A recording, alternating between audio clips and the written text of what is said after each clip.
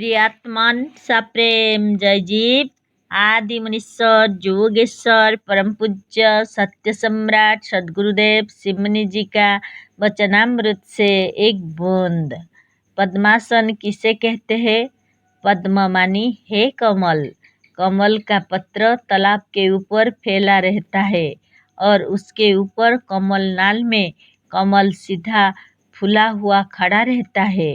मनुष्य जब पालथी मार के बैठता है तो उसकी पालथी तो कमल के पत्र की तरह हो जाती है और पालथी के ऊपर मेरुदंड में यानी पीठ की हड्डी में लगा हुआ मस्तक कमल नाल में लगे हुए कमल पुष्प के समान और मस्तक के भीतर मस्तिष्क के जो कोष्ठक है वे छोटे छोटे असंख्य कमलदल के समान है।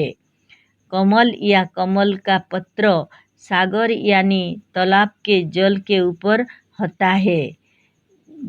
यहाँ जोगी भी संसार रूपी सागर के ऊपर रहता है। तालाब के पानी पर रहता हुआ भी कमल तालाब के जल से निर्लिप्त रहता है।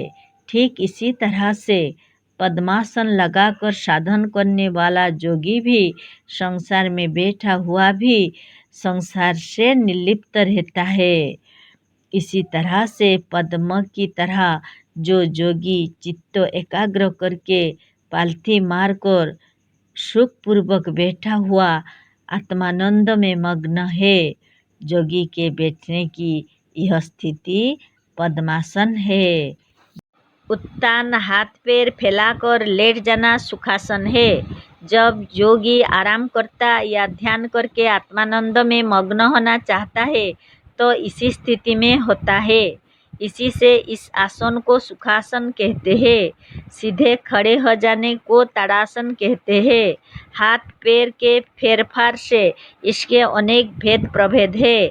हमारे रचे हुए ग्रंथ सचित्र योग साधन में इन सब आसनों का वर्णन बड़े विस्तार के साथ है। यहाँ तो हमने केवल आसन का विज्ञान किया है, इसे बता दिया है।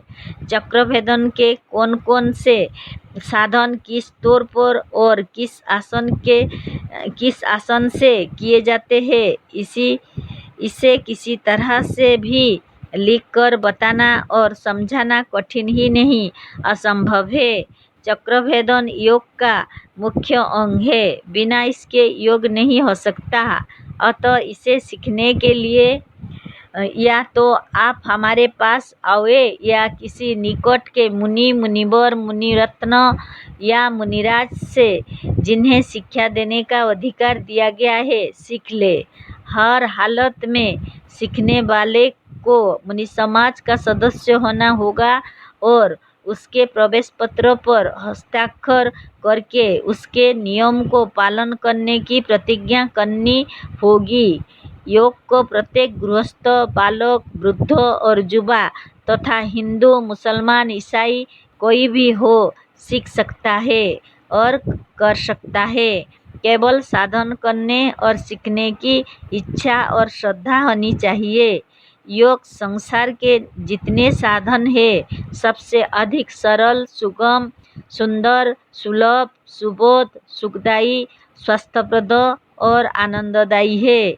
मुनि समाज का यह योग साधन और इसका स्वाध्याय ही मनुष्य को सच्ची मुक्ति, सच्ची स्वतंत्रता और सच्चा सुख देने वाला है। जय जीव।